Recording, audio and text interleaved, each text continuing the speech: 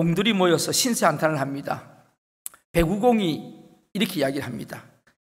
에이, 나는 뭐 전생에 무슨 죄를 지었길래, 에? 무슨 죄를 많이 지었는지 호가 날 맨날 싸대기만 맞는다고. 배구공 막 때리잖아요. 막 탁탁 때리는 게 싸대기를 맞잖아요. 그러면서 아이고, 정말 싸다고만 맞고 천장 못 살겠다고 그렇게 불평을 합니다. 그랬더니 옆에 있던 축구공이 또 이야기를 합니다. 야, 넌 그나마 다행이다. 너는 싸대기만 맞잖아. 나는 맨날 발로 까이지, 어떤 때는 머리로 쳐박지. 더럽고 서러워서 못 살겠다고 축구공이 그렇게 한탄을 합니다. 그랬더니요, 그 옆에 있던 야구공이 씩 웃으면서 이런 이야기합니다. 아이고, 어린 놈들아, 닥쳐라. 나는 매일 몽둥이로 쳐 맞는다. 나는 맨날 몽둥이로 저 터진다. 어떤 때는 실밥도 터지고. 말을 말아야지. 그러면서 또 넋두리를 하니까 축구공, 배구공이 조금 움츠러듭니다. 그런데요, 그 옆에 또 한 공이 있었어요. 힘없이 아무 말 없이 가만히 쳐다보고 있던 골프공이 있었어요. 골프공 한마디에 그냥 모든 공들이 입이 딱 닫혀버렸어요. 뭐라고 그랬는지 아세요? 니네들 쇠 몽둥이로 맞아봤냐? 쇠 몽둥이로 맞아봤냐? 우리 인생들은요, 자기들이 다 힘든 줄 알아요. 자기들이 제일 힘든 줄 알아요. 우리 남자들 군대 갔다 오면요, 군대 이야기 많이 하잖아요. 여자들이 제일 듣기 싫어하는 게 군대 이야기래요. 거기서 또 축구 이야기, 군대에서 축구하는 이야기, 이 두 가지가 참 듣기 싫어요. 그런데 남자들은 앉으면 그 이야기 합니다. 그런데 무슨 이야기를 하냐면 이렇게 이야기합니다. 내가 군대 다닐 때 제일 힘들었다고. 다 그래요. 자기가 군대 다닐 때 제일 힘들었대. 그런데요, 이해가 돼요. 자기는 그 훈련 그거밖에 안 받아봤잖아요. 다른 훈련 받아봤어요? 그러니까 자기가 제일 힘든 줄 알죠. 오늘도 이 시간에 여러분, 내 문제가 제일 힘들다고 느끼지죠? 그렇죠? 네. 말 안 해도 압니다. 말 안 해도. 그런데 그게 제일 힘든 것만은 아니더라고요. 오늘 본문에 예수님이 제일 처음 행하신 기적이라 그렇게 이야기를 합니다. 바로 가나 혼인잔치에서 물을 가지고 포도주를 만든 사건입니다. 사전에 보면 이 기적이라고 하는 거, 이 미러클은 이렇게 정의를 하고 있습니다. 사람으로 할 수 없는 신비한 능력, 그렇게 기록되어 있습니다. 다시 말씀드리면 기적이라는 것은 사람의 능력에 뿌리를 둔 것이 아니고 하나님의 능력에 뿌리를 둔 것이라는 겁니다. 사람으로서는 할 수 없고 오직 하나님이 개입하심으로만 이루어지는 것을 우리는 기적이라 말합니다. 그런 의미에서 성경은 온통 기적의 기록들입니다. 인간의 힘으로는 도저히 할 수 없는 구원을 하나님이 이루시기 때문입니다. 인간의 힘으로 할 수 없는 병을 하나님께서 치료하십니다. 인간의 힘으로 도저히 변화시킬 수 없는 사람을 하나님이 변화시키십니다. 인간의 힘으로는 도저히 갈 수 없는 길들을 하나님께서 기도하며 가도록 만드십니다. 그런 의미에서 성경은 온통 기적에 관한 이야기뿐입니다. 성도란 뭘까요? 하나님의 자녀는 뭡니까? 저는 거기에 덧붙이고 싶네요. 하나님의 기적을 체험하며 사는 사람들이 성도들의 삶입니다. 그래서 하나님께서는 오늘 저와 여러분에게 이 기적을 이루게 하시고 변화시켜 나가는 선물이 저에게도 있음을 우리는 믿습니다. 그래서 기적을 우리는 귀히 여기고 또 기적의 삶을 믿고 또 하나님 주신 그 기적대로 될 줄로 믿고 살아가는 삶, 그게 성도의 삶이라고 생각합니다. 세상은 하나님을 믿지 않습니다. 그러므로 하나님의 기적도 믿지 않습니다. 그래서 기적이 일어나지 않는 무기력한 삶을 살아갑니다. 반면에 우리 성도는 하나님을 믿습니다. 믿으십니까? 아멘 소리가 별로 시원찮네요. 믿으십니까? 그리고 하나님의 기적도 믿으십니까? 그래서 하나님의 기적의 역사를 이루며 살아가는 삶이 저와 여러분의 삶인 것을 인정하십니까? 그러면 오늘도 우리에게는 소망이 있는 것입니다. 저와 여러분에게는 오늘도 이 말씀을 들으면서 나에게 일으키실 기적, 나에게 변화시킬 그 변화의 기적들을 고대하며 이 말씀을 듣는 것입니다. 여러분, 교회는 심심해서 놀러 오는 것이 아닙니다. 시간 때우기 위해서 나오는 장소가 아닙니다. 안 되는 사람이 와서 되어가지고 가는 곳이 바로 그곳이 교회입니다. 마음이 괴롭던 사람이 와서 마음의 평안을 얻고 돌아가는 곳이 바로 교회입니다. 교회는 누구든지 오면 기적을 체험합니다. 병든 자가 오게 되면 병이 낫게 되고, 어려운 가정이 오면 회복이 일어나고, 불순종하던 자녀가 오면 순종하는 자녀로 변화받고 돌아가는 곳이 바로 교회이어야 합니다. 오늘 본문에 가나 혼인잔치에서 예수님과 그 어머니와 제자들이 가나 혼인잔치에 초청을 받았습니다. 그런데 잔치 도중에 포도주가 떨어졌습니다. 예수님의 어머니 마리아가 예수님께 부탁을 했습니다. 하인들이 예수님 말씀에 순종해서 물을 항아리에 채웠습니다. 그 물이 포도주로 변했습니다. 처음보다 더 좋은 포도주를 만들어내는 기적을 일으키신 것입니다. 오늘 이것이 본문에 있는 스토리입니다. 오늘 이 본문에서 우리가 던져야 할 질문이 있습니다. 여러분, 오늘 말씀을 들으면서 세 가지 이 질문에 여러분들이 생각하면서 말씀을 들으시면 좋을 것 같습니다. 첫 번째, 이 기적은 어느 때 일어났는가? 언제 일어났는가? 두 번째로, 이 기적은 어떤 사람을 통하여 일어났습니까? 세 번째, 이 기적이 의미하는 바는 도대체 무엇입니까? 자, 첫 번째, 이 기적은 언제 일어났습니까? 1절로부터 3절 말씀, 우리 같이 한 목소리로 1절로부터 3절 말씀을 읽겠습니다. 사흘째 되던 날 갈릴리 가나에 혼례가 있어 예수의 어머니도 거기 계시고 예수의 그 제자들도 혼례의 청함을 받았더니 포도주가 떨어진지라 예수의 어머니가 예수에게 이르되 저들에게 포도주가 없다 하니. 뭐가 떨어졌어요? 포도주가 떨어졌을 때 이 기적이 일어났습니다. 여러분, 부족할 때 하나님의 기적은 나타납니다. 물이 포도주가 된 기적은 포도주가 모자랐기 때문에 일어난 사건입니다. 이것이 우리 인생의 신비입니다. 신앙의 비밀입니다. 부족하다는 것이 축복이 될 수 있습니다. 부족함이 기적을 가져오는 원인을 제공한 것입니다. 문제가 축복이 된 것입니다. 문제를 좋아하는 사람은 한 사람도 없습니다. 그러나 여러분, 문제 때문에 잘된 사람은 꽤 많이 있습니다. 저는 그렇게 생각합니다. 문제는 언제나 기회로 생각합니다. 문제를 변장된 축복이라고 말씀하는 분이 있는데 저는 전적으로 그 말씀에 동의합니다. 여러분, 문제를 만나면 이렇게 생각하세요. 분명히 이것은 하나님께서 나에게 주신 기회다. 뭔가 내 사건에, 우리 가정에, 내 자녀의 삶에 뭔가 축복을 주시겠다, 하나님의 신호다라고 생각하면 해볼 수 없겠어요? 저는 문제 속에서 비전을 봅니다. 문제 속에서 무엇이 필요한지를 발견합니다. 그리고 문제 속에서 기회를 봅니다. 우리 인간은 참으로 신비로운 존재입니다. 문제가 있고 부족함을 느낄 때 그때야 분발하게 됩니다. 그때서야 더욱 발전하고 성장하게 됩니다. 여러분, 그렇지 않아요? 여러분 삶에 언제가 가장 여러분 삶에 역동적이었어요? 언제가 여러분 삶에 내가 이래서는 안 되겠다고 생각한 적이 있으십니까? 잘 될 때였어요? 평안할 때였어요? 언제였었어요? 뭔가 내 삶이 괴롭고 힘들었을 때, 뭔가 트러블이 일어나서 가정에도 뭔가 문제가 생겼을 때, 그때가 지나고 보면 놀랍게 발전하는 시간이었다는 것을 알 수가 있습니다. 그리고 더 축복이 되는 것은, 우리 예수 믿는 사람에게 더 축복이 되는 것은, 이 문제가 있을 때 누구를 초청합니까? 누구를 부릅니까? 예수님을 초청한다는 것이에요. 그게 가장 큰 복의 원인이라는 겁니다.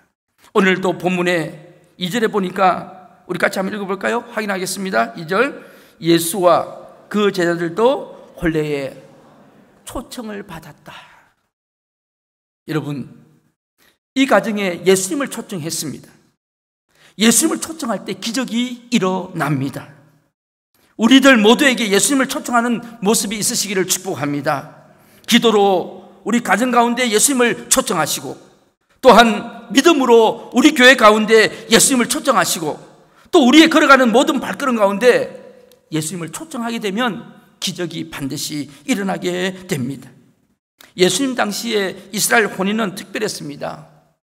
평소에 그렇게 잘 살지 못했던 집도 혼례할 때는 일주일 동안 잔치를 엽니다.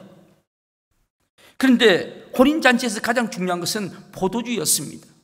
당시에 물이 귀했기 때문에 이 포도주가 물 대신 사용하는 귀한 잔치 음료였습니다. 그리고 사람의 마음에 기쁨을 주는 축제의 날에 잔치집에서 없어서는 안 될 귀중한 것이 바로 이 포도주였습니다. 그런데요, 예수님이 참석하신 그 혼인잔치집에 포도주가 떨어진 것입니다. 문제는 대부분의 사람들이 그 사실을 모르고 있다는 겁니다. 우리 인생의 비극도 부족함이 있는데, 뭔가 부족했는데 떨어졌는데 그 부족함을 모르고 있다는 사실입니다. 내 인생의 삶이 지금 위기인데도, 내가 영적인 삶이 지금 문제가 생겼는데도 모르고 있다는 것입니다. 그런데 예수님의 어머니 마리아는 이 문제를 알았습니다. 제가 볼 때 그 주석학자들은 이야기합니다. 아마 이 집하고 예수님 집안하고는 뭔가 친척집이었을 것이다. 아마 사촌집이 아니었나. 그래서 아마 마리아는 이 사실을 알았을 것이다.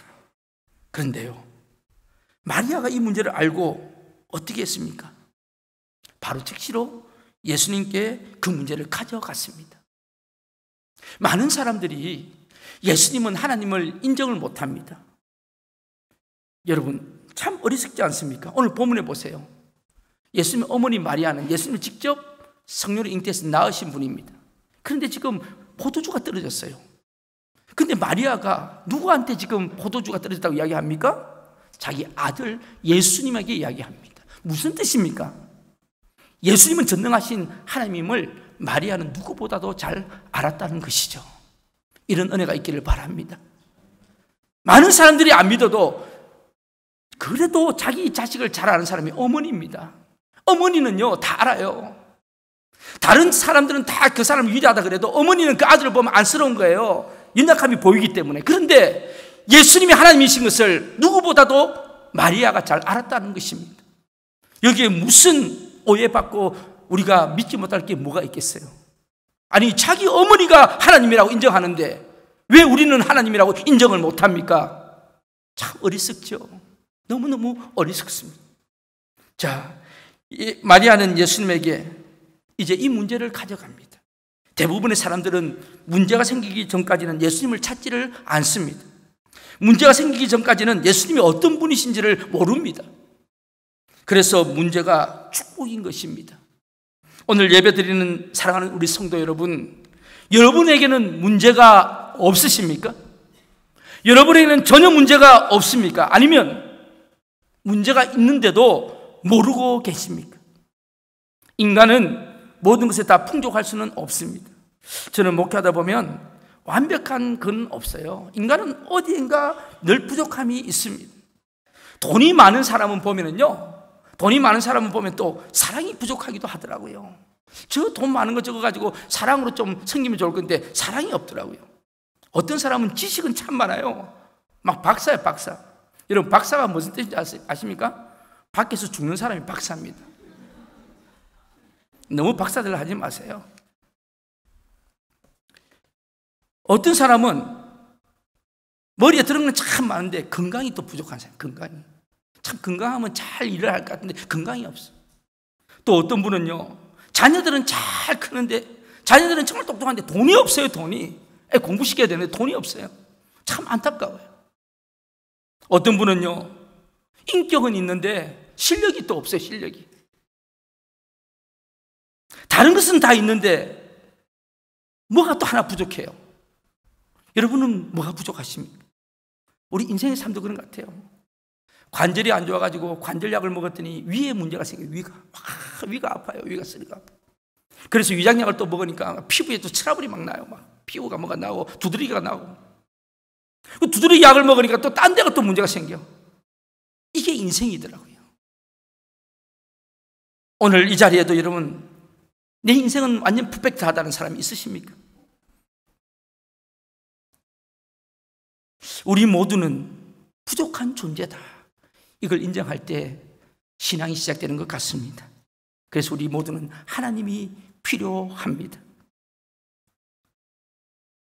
자신이 부족함을 느낀 사람들 가운데 인생을 아름답게 창조해낸 사람들이 참 많이 있습니다. 위대한 과학자 아인슈타인은요, 그의 전기를 보면 4살에 겨우 말을 시작했대요. 4살에. 그리고 7살에 겨우 글을 배웠대요. 7살까지 글도 몰랐대요.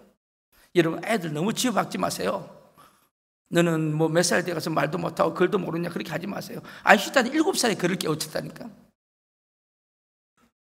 그리고 너무 자기 아이가 영재라고 생각하지 마세요. 아주 영재병에 걸렸어요. 애가 조금만 하면, 와, 우리는 천재인 모양이에요. 뭐가 천재인데? 제가 보니 천재도 아닌데 천재라 그래. 왜? 와, 이렇게 해요. 그럼 또 목사가 뭐라 그랬어요? 아니라 할 수는 없고, 그렇군요. 여러분, 너무 또 그렇게 할 필요도 없고, 그때서 애가 너무 또 부족하다고 자각할 필요는 없습니다. 아이작 뉴턴은요,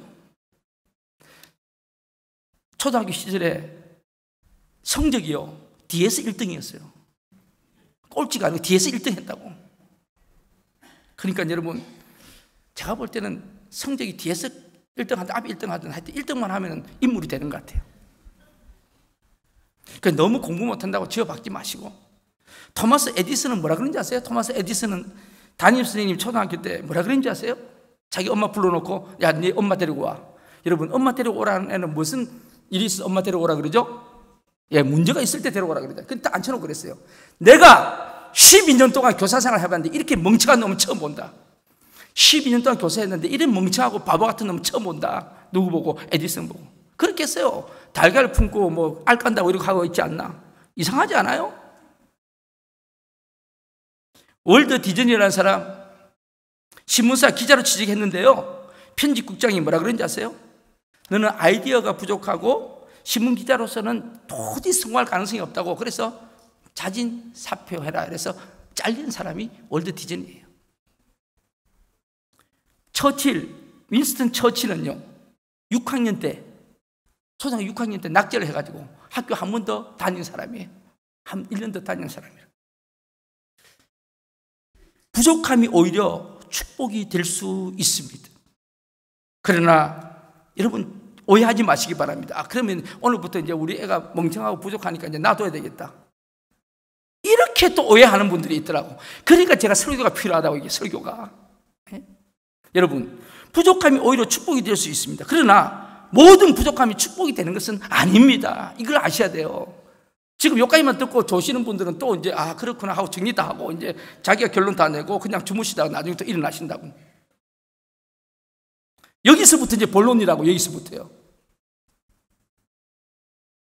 여러분, 부족함 때문에 인생을 망친 사람도 많이 있습니다. 그렇죠? 여러분 주위에도 있잖아요. 그러나 부족함이 축복이 되려면 어떻게 해야 되냐? 여러분, 그거 예수님을 만나야 되는 거예요. 예수님을 찾아야 되는 겁니다. 예수님 앞에 그 문제를 가지고 나올 수 있는 은혜가 있어야 하는 겁니다. 문제를 알고 문제를 해결할 수 있는 분에게 맡기는 것이 지혜라는 겁니다. 그래서 우리의 잔치에, 우리의 사업에, 우리 가정에, 우리 자녀 문제에, 또 우리 결혼 문제에, 또 하루하루 걸어가는 발걸음 가운데에 여러분, 이런 기도가 있기를 바랍니다. 예수님, 우리 도와주세요. 예수님, 나와 함께 해주세요. 성경은 기적의 책입니다. 홍해가 갈라지고 하늘에서 만나가 내리고 메추라기가 내렸어요. 반석에서 생수가 쏟아졌습니다. 요단강이 마른 땅이 되고 여리고성이 이스라엘 백성들이 외치니까 그냥 무너졌습니다. 예수님 말 한마디에 문둥병자가 나았습니다. 죽은 자가 살아났습니다.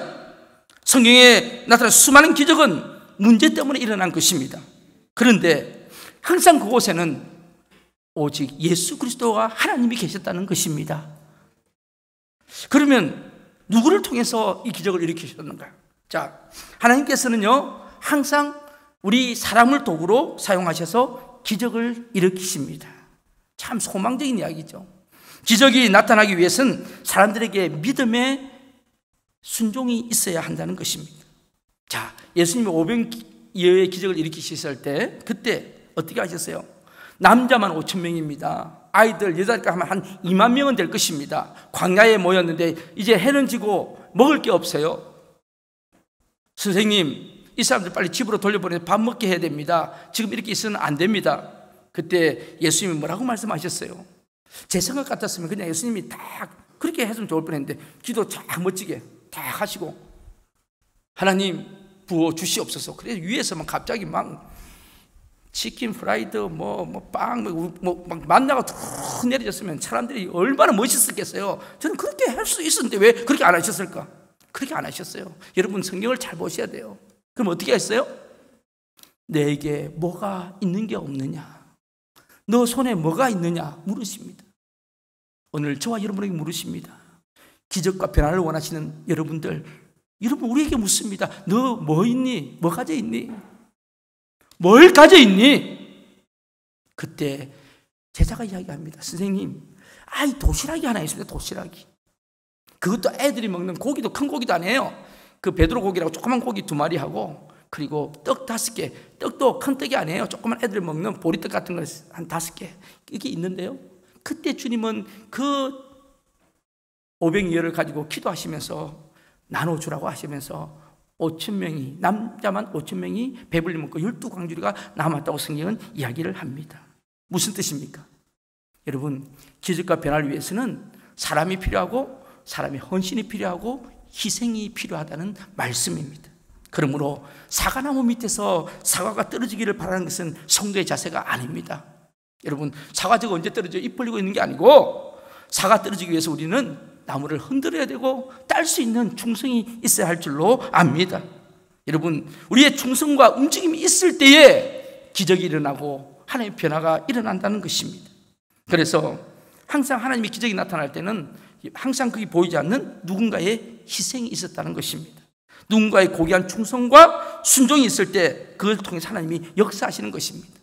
여러분, 우리가 오늘 점심 먹을 때도 그냥 점심이 갑자기 생긴 거 아니에요. 여러분은 그냥 와서 먹으니까 한 분도 식사 예찬에 참여 안 해주신 분들은 밥이 저절로 생기는 모양이다, 그렇게 생각하십니까? 다 토요일부터 시장 봐야 되고요, 음식 준비해야 되고 뭘 해야 될 건지 준비하는 손길이 있기 때문에 우리가 오늘 점심을 맛있게 먹는 겁니다. 이 예배가 그냥 예배가 이루어집니까?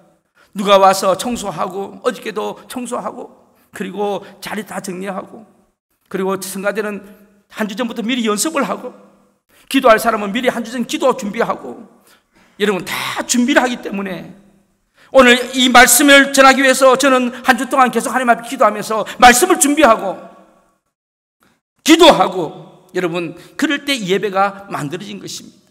우리 교회가 그냥 세워진 게 아니잖아요. 수많은 분들의 눈물과 땀이 있기 때문에, 기도가 있었기 때문에 오늘 이 옥클랜드 한인교회가 이 자리에 있는 것 아니겠습니까? 여러분 가정이 그냥 이루어졌습니까? 여러분 자녀들이 그냥 자랐습니까? 아니잖아요. 어릴 때 기저귀 하고.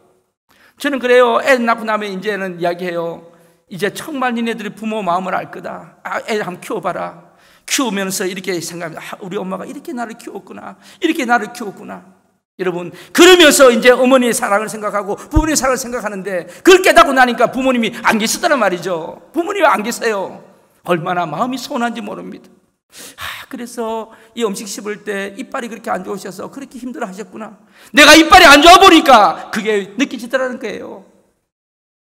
우리 엄마가 왜 맛있는 거는 나는 이거 별로 안 좋아한다 했는지를 이제야 아는 거예요. 왜? 자식들한테 더 주고 싶어서 나 그거 별로 안 좋아한다. 어디 멍청한 놈들은 그렇게 이야기하니까 우리 엄마는 그거 안 좋아하는 줄 알아. 어느 부모가 맛있는 거 안 좋아하겠어요? 자식 주려고 안 좋아한다고 이야기를 했는데 그걸 모르고 있는 거예요. 그걸 깨달으니까 그때서야 그냥 부모님은 안 계신 거예요. 여러분 하나님도 마찬가지 아니십니까? 오늘 저와 여러분에게 어떤 사람을 통해서, 순종의 사람을 통해서 마리아가 예수님께 포도주가 부족함을 알린 후에 하인들에게 부탁한 것이 뭐였습니까? 자, 오늘 5절 말씀 우리 같이 한번 5절 말씀 읽겠습니다. 5절 말씀 같이 읽겠습니다. 그의 어머니가 하인들에게 이르되 너희에게 무슨 말씀을 하시든지 그대로 하라 하니라. 아멘. 예수님이 무슨 말씀을 하시든지 그대로 하라 하니라. 하인들이 믿음은 바로 순종하는 믿음이었습니다. 여러분, 요한복음 11장에 보면 예수님께서 나사로를 살린 사건이 나오잖아요. 그렇죠? 예수님께서 죽은 사람을 살리셨으니까 굉장히 기적입니다. 예수님이 나사로 죽고 난 뒤 나흘이나 있다가 가셨어요. 무덤 앞에 갔습니다. 여러분, 무덤 앞에 가서 예수님이 우셨어요. 예수님이 우신 것이 성경에 한 두세 번밖에 기록되어 있는데 그게 한 번이 나사로 죽었을 때 우신 거예요. 인생의 허무함과 이 인생의 죽어감을 예수님도 눈물 흘리신 거죠. 그런데요, 딱 예수님 가셔가지고 이렇게 하면 어땠을까요? 나사로야 나와. 딱 그렇게 했을 때 나사로가 갑자기 뿅 그러면서 나타나가지고 나는 슈퍼맨 그러면서 탁 나타나면 얼마나 멋있었겠어요. 옆에 사람들이 얼마나 놀랐겠어요. 그런데 그렇게 하지 않으셨어요. 어떻게 하셨어요? 자, 성가대 대답해 보세요. 나사로 무덤 앞에서 예수님이 제일 먼저 하시는 일이 뭐예요? 우신 거는 내가 이야기했고 그 다음에 뭐라고 하셨어요? 뭐라고 하셨어요? 모르세요? 몰라도 됩니다. 뭐라고 말씀하셨어요? 뭘 옮겨놓으라 그랬어요? 예, 돌을 무덤 앞에 있는 돌을 옮겨놓으라 그랬어요. 이게 말이 됩니까? 여러분 생각해 보세요. 이스라엘 날씨가 덥습니다. 사람이 죽고 나흘이 되면 이스라엘 사람들은 나흘이 되면 영혼이 떠나는 줄로 알고 있고 시신이 다 썩습니다. 그런데 돌을 옮겨 놓으래요. 무슨 뜻입니까? 우리로 말하면 사람을 죽여서 관을 집어넣었는데 관 다시 풀으라는 거예요. 관을 다시 뚜껑 열으라는 거예요. 지금 썩어가는데 관을 열으라는 거예요. 이게 말이 됩니까? 여러분 같으면 뭐라고 이야기하시겠어요? 저 같으면 안 됩니다. 선생님, 이게 냄새가 나고 지금 이거 뚜껑 열었다가는 지금 돌문 열었다가는 난리 납니다. 그렇게 했을 건데 그대로 열어졌어요. 여러분, 여기에 순종이 있는 겁니다. 그랬더니 죽은 나사로가 살아나오는 역사가 있었던 거죠. 거기에 주님 말씀하셨어요. 붕대 다 풀어라. 시신 그거 다 다시 수의 벗겨라. 쥐가 벗으면 될 건데 왜 벗기라 그럽니까? 거기에 희생이 있고 헌신이 있었던 거죠. 여러분, 전도도 마찬가지입니다. 전도도 예수님이 하라 하실 때 작은 순종이 있을 때 하나님이 능력으로 역사하는 겁니다. 오늘 예수님 말씀을 선포하면 돼요. 말씀 선포하면 돼요. 근데 우리는 선포를 안 합니다. 오늘 본문에 보니까요, 우리는 그냥 물만 떠주면 되거든요. 물만 떠주면 돼요. 물만 떠주면 기적은 일어날 수밖에 없는 거죠. 그런데 이 하인들이 물을 떠주는 게 쉽겠습니까? 자, 여러분 오늘 6절에 보세요. 6절에 어느 항아리에다 물을 채워라 하는지 우리 6절 한번 읽어볼까요? 시작. 거기에 유대인의 정결 예식을 따라 두세 통 드는 돌 항아리 6이 놓였는지라. 7절입니다. 예수께서 그들에게 이르시되 항아리에 물을 채우라 하신즉 아기까지 채우니. 8절입니다. 이제는 떠서. 여러분, 지금 포도주 항아리에 포도주 물을 담은 게 아니고 사람들이 들어올 때 날이 덥고 먼지가 있으니까 손을 씻는, 다시 정결 예식을 하는 그 물통에다가 물을 담으라 한 거예요. 근데 그 물을 떠서 연회장에 갖다 주래요. 미친 짓 아니에요 이거? 여러분 생각해 보세요. 포도주가 말이죠, 물통에서 포도주가 바뀌어졌으면 아마 그때는 아마 이런 이야기가 적혀져 있지 않았을까요? 하인들이 봤더니 물이 포도주로 변해서 할렐루야 소리 외쳤다, 이런 글이 없잖아요. 그냥 갖다 주래요. 그냥 물을 떠서 갖다 주래요. 저도 주님 앞에 가서 한번 물어는 봐야 되겠죠. 선생님, 주님, 언제 이 물이 포도주로 바뀌었습니까? 항아리에서 바뀌었습니까? 물 떠다 줄 때 바뀌었습니까? 근데 제가 볼 때는요, 항아리에서 물이 바뀐 게 아니고 주전자에 물을 담아다가 갈 때 물이 바뀌었던 것 같아요. 순종할 때 바뀌었던 것 같아요. 그래서 여러분 9절에 보세요. 9절에 우리 같이 한번 읽어볼게요. 연회장은 물로 된 포도주를 맛보고도 어디서 났는지 알지 못하되 물돈 하인들은 알더라. 이런 은혜가 있기를 바랍니다. 우리가 말씀을 증거해도요, 우리가 물인 것 같은데 말씀을 증거했더니 그 사람이 변화됩니다. 아무것도 아닌 것 같은데 예수님 말씀을 그대로 선포했더니 그 사람이 변화가 일어납니다. 물이 변하여 포도주가 된 것입니다. 여러분, 우리는 물만 떠줬을 뿐인데 그 물을 포도주로 변화시키신 분은 오직 예수님이셨습니다. 우리는 물을 떠다주는 행동을 하찮게 생각할 수도 있습니다. 그러나 우리는 그런 순종의 행동 속에서 역사하시는 그 숨은 손길을 바라볼 수 있어야 합니다. 그것이 바로 하나님의 백성들에게 오늘 말씀하시는 기적의 사건입니다. 사랑하는 성도 여러분, 기적은 누구에게 통해서 일어난다고요? 하나님 말씀에 순종하는 자를 통하여 일어납니다. 하나님도 마찬가지입니다. 우리가 순종하면 나중에 하나님 뜻을 알게 될 것입니다. 주님께서도 우리에게 똑같은 것을 원하십니다. 무슨 일이 벌어질지 우리는 모릅니다. 오직 주님 말씀에 순종해서 그대로 전달하면 그게 놀라운 역사가 일어나게 될 것입니다. 그래서 오늘 주님이 말씀하십니다. 너희들이 퍼서 죽어라. 너희들이 나눠주게 될 때 그 말씀 속에 들어가서 생명을 변화시키는 역사가 일어나게 될 것이다. 그렇게 우리에게 지금 말씀하고 있는 것입니다.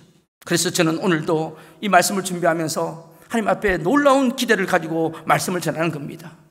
똑같이 전달되지는 않겠지만 이 말씀을 받는 사람들 중에서 그렇구나, 오늘 이 말씀이 내 속에 역사하는구나, 그러면서 놀라운 생명의 역사가 일어나는 분이 아마 여기에 한두 분이라도 있다면 하나님이 얼마나 기뻐하시겠습니까? 그렇구나, 이제 나도 포기할 게 아니구나, 나도 이제 하나님 앞에 이렇게 한번 말씀 붙잡고 한번 나가봐야 되겠구나. 여러분, 우리 성도, 우리 믿음의 종들이 무엇을 해야 합니까? 주님이 이미 이루어 놓으신 이 기적의 역사를 가지고 나누어주는 자들이 되라고 주님은 오늘 말씀하고 있는 것입니다. 오늘 이 하인처럼 순종할 때 우리를 통해서 많은 사람들의 심령을 변화시키는 은혜의 역사가 나타나게 될 것입니다. 많은 영혼을 살리고 또 많은 자들에게 물로 포도주를 만드는 역사를 보여줄 수 있는 기적의 도구가 되시기를 간절히 축복합니다. 마지막으로 예수님의 기적은, 이 의미는 뭡니까? 복된 변화를 일으키는 기적입니다. 예수님은 변화를 일으키시는 주님이십니다. 믿으십니까? 예수님은 물이 변하여 포도주가 되게 하십니다. 예수님을 믿으면 변화의 축복을 받게 됩니다. 예수님을 믿으면 문제가 변하여 축복이 됩니다. 우리의 문제를 예수님께 드리면 그 문제가 축복이 되게 하십니다. 여러분, 한번 들어보시지 않겠어요? 메르큐스 마네라는 부인이 있습니다. 이 부인의 남편은 사업이 부도가 났어요. 그래서 어디론가 몸을 숨기고 말았어요. 도망가 버렸어요. 그리고 아이들이 있었는데 그 아이들 중에서 막내 어린 아들이 집이 형편이 어려워서 문구리를 못 사주니까 스테이셔너리에서 문구리를 훔치다가, 문방구에서 문구리를 훔치다가 들켜가지고 학교에서 그냥 쫓겨났어요. 착을 당해버렸어요. 이 엄마가요, 이 메르큐스 마네라는 부인이 생각했어요. 더 이상 소망이 없는 거야. 남편도 이렇게 됐지, 아이들도 이렇게 됐지, 더 이상 살 마음이 없는 거예요. 그래서 결론을 내렸어요. 죽자. 깨끗하게 그냥 죽어버리자. 그래서 아이들을 재워놓고요, 가스를 틀었어요. 가스를 틀고 가스가 새어나오게 방에 해놓고 이제 죽을 준비를 하고 있는데 가스가 새어나오니까 정신이 몽롱해지기를 시작합니다. 근데 바로 그때 그 시간에 옆집에서 찬송 소리가 들리는 겁니다. 그 찬송이 내 모든 시험 무거운 짐을 주 예수 앞에 아뢰이면 근심에 쌓인 날 돌아보사 내 근심 모두 맡으시네. 이 찬송이 들릴 때 갑자기 이 마네 부인의 마음속에 이런 생각이 들었어요. 그래, 내가 죽을 생각을 하면서 왜 기도할 생각은 못했을까? 내가 죽을 생각을 하면서 왜 내가 하나님 앞에 기도할 생각은 못했을까? 갑자기 아이들을 밖으로 밀어내고 가스를 잠깁니다. 그리고 방 한가운데 무릎을 꿇고 기도를 올리는데 갑자기 눈물이 쏟아지기를 시작합니다. 갑자기 마음속에 하나님의 뜨거운 사랑이 넘쳐나면서 용기가 막 나는 거예요. 그래, 포기할 수 없어. 그러면서 이분이 시골에 내려가서 빈집을 하나 얻어가지고 새 삶을 꾸리기를 시작했습니다. 훗날 자녀들은 모두 잘 자라서 아름답게 성공합니다. 그가 쓴 자서적인 글이 있어요. 근심이여 안녕이라는 책을 이 사람이 집필하게 되는데 그 마지막 부분에 이렇게 기록을 하고 있습니다. 죽을 수 있는 용기를 가진 자들이여, 하나님께 기도할 수 있는 용기로 바꾸어 보십시오. 100번의 단식보다 한 번의 기도가 당신에게 기적을 가져다 줄 것입니다. 100번의 절망보다 한 번의 믿음이 당신의 운명을 바꾸게 될 것입니다. 물이 변하는 것은 화학적인 반응입니다. 예수님을 믿으면 삶의 질이 변합니다. 생각의 질이 바뀌고 언어의 질이 바뀝니다. 우리는 가끔 저 사람은 질이 나쁜 사람이라 그렇게 말을 합니다. 여러분, 함부로 사용해서는 안 될 말입니다. 질이 나쁜 사람은 질이 나쁜 삶을 만들어냅니다. 그러나 예수님을 믿으면 질이 나쁜 사람에서 질이 좋은 사람으로 변화됩니다. 예수님을 믿으면 부족함이 변하여 풍성함이 됩니다. 포도주가 모자랐는데 지금 포도주가 차고 넘치고 있지 않습니까? 예수님을 믿으면 풍성함을 경험하게 됩니다. 제가 말하는 이 풍성함은 단순히 물질적인 풍성함을 뜻하는 것이 아닙니다. 예수님을 믿으면 우리 마음속에 천국의 경험을 하게 된다는 것입니다. 예수님이 십자가에 죽기 직전에 제자들에게, 불안한 제자들에게 말씀하셨어요. 내가 너에게 평안을 주노라. 내가 너에게 평안을 주노라. 이 평안은 세상이 주는 것과 다르다. 너는 마음에 근심도 말고 걱정도 말고 아버지를 믿으니 또 나를 믿으라. 오늘 여러분 이 평안을 받으시기를 바랍니다. 풍성함의 축복은 환경에 있는 것이 아닙니다. 지금 환경 때문에, 여러 가지 여건 때문에 불편한 분들이 계십니까? 그 존재가 어렵고 힘들 수도 있습니다.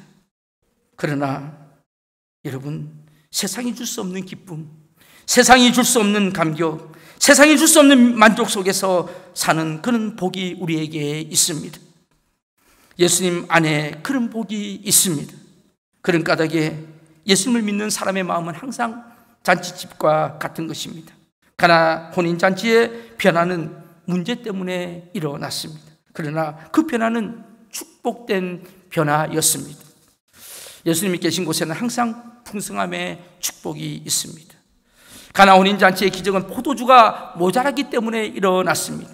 결국 모자람이 축복입니다. 부족함이 축복이었다는 것입니다. 오늘 이 아침에 하나님께서 문제 때문에 힘들어하시는 분이 있으면 그것 때문에 하나님께서 선을 이루시는 하나님을 만날 수 있기를 간절히 축복합니다. 지혜로운 사람은 약점을 강점으로 변화시킬 줄 아는 사람이 지혜로운 사람이에요. 사도 바울이 그런 사람이었어요. 그가 약할 때 그리스도의 능력이 임하는 것을 경험했습니다. 우리 마지막으로 고린도후서 12장 9절 10절 말씀을 보면서 말씀을 정리하고 마치려고 합니다. 우리 고린도후서 12장 9절 10절 말씀 같이 읽겠습니다. 나에게 이르시기를 내 은혜가 내게 족하도다. 이는 내 능력이 약한 데서 온전하여 짐이라 하신지라. 그러므로 도리어 크게 기뻐함으로 나의 여러 약한 것들에 대하여 자랑하리니 이는 그리스도의 능력이 내게 머물게 하려 함이라. 이는 그리스도의 능력이 내게 머물려 하려 함이라. 그 다음 읽을게요. 시작. 약한 것들과 능욕과 궁핍과 박해와 곤고를 기뻐하노니 이는 내가 약한 그때에 강함이라. 아멘. 내가 약한 그때에 강함이라. 사도 바울은 자신의 잘남이 아니라 약한 가운데 하나님의 능력을 깨달은 사람입니다. 우리 오늘 오후 2시부터 찬양 집회가 시작됩니다. 매월 넷째 주일마다 이제 2시에 예배를 드리게 될 것입니다. 무언가 답답하신 분들이 계십니까? 무언가 가야 하는데 길이 보이지 않는 분들이 있으십니까? 무언가 하나님 앞에 마음껏 기도를 한번 해보고 싶은데 그게 안 되는 분들이 계십니까? 오셔서 하나님 앞에 찬양하며 기도하시기를 바랍니다. 하나님은 우리 인생의 삶은 기적과 복된 변화의 축복으로 인도하시는 전능하신 살아계신 하나님 아버지십니다. 기도하시겠습니다.